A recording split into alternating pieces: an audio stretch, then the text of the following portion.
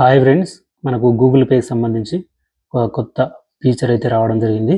దీని గురించి తెలుసుకుందాం.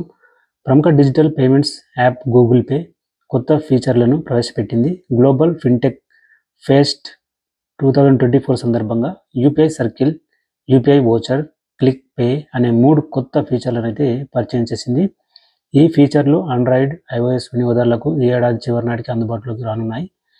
ఈ కొత్త ఫీచర్ల వల్ల కలిగే ప్రయోజనాలు ఏంటనేది తెలుసుకుందాం. యూపీఐ సర్కిల్ అనేది ఎన్పిసిఐ ప్రవేశపెట్టిన కొత్త ఫీచర్.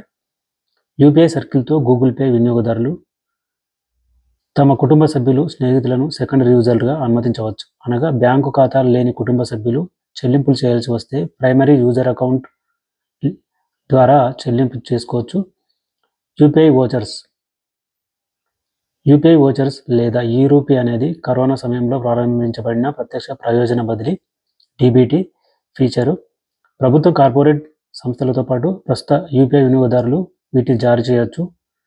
ఈ ఫీచర్తో వినియోగదారులు తమ బ్యాంకు ఖాతాను యూపీఐకి లింక్ చేయకుండానే మొబైల్ నంబర్ను లింక్ చేయబడిన ప్రీపెయిడ్ వోచర్ను రూపొందించవచ్చు. NPCI, department of financial services సహకారంతో గూగుల్ ఈ ఫీచర్ను అందుబాటులోకి తీసుకురాబోతుంది. ఇక click pay QR scan, prepaid utility bill చెల్లింపులు చేయడానికి ఈ ఫీచర్ను తీసుకొస్తుంది. క్యూఆర్ కోడ్ను స్కాన్ చేయడం ద్వారా వినియోగదారులు బిల్లులు చెల్లించవచ్చు.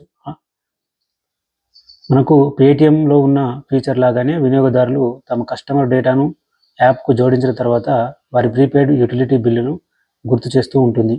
అలాగే రూపే కార్డుదారుల కోసం ట్యాప్ అండ్ పే చెల్లింపుల సౌకర్యాన్ని కల్పించింది.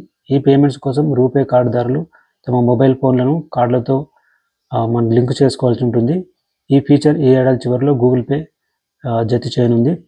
చివరిగా యూపీఐ లైట్ ఆటో పే ఫీచర్ను అందుబాటులోకి తెస్తుంది. ఇది ఖాతాలో బ్యాలెన్స్ నిర్దిష్ట మొత్తం కంటే తక్కువగా ఉన్నప్పుడు వినియోగదారులు వారి యూపీఐ లైట్ ఖాతాను ఆటోమేటిక్గా టాప్అప్ చేయడానికి అనుమతిస్తుంది.